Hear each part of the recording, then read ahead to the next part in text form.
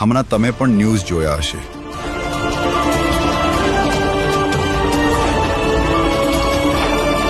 ગુજરાતના અલગ અલગ શહેરોમાં પાણીપુરી બનાવતી જગ્યાઓ પર ફૂડ વિભાગે દરોડા પાડ્યા.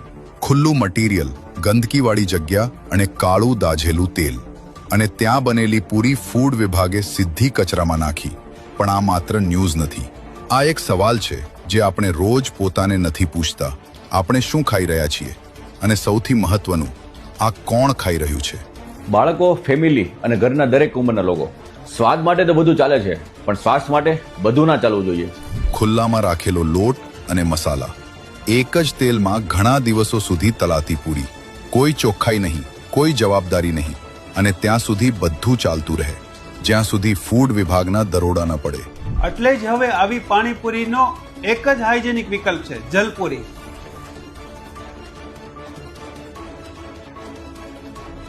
આ કોઈ ટ્રેન્ડ માટે કે કોઈને બતાવવા માટે નહીં, પણ એક સ્પષ્ટ વિચાર સાથે લોકોને ભાવતો એક સ્વાદ રાખવો છે, પણ હાઇજીન પર કોઈ કોમ્પ્રોમાઇઝ નહીં.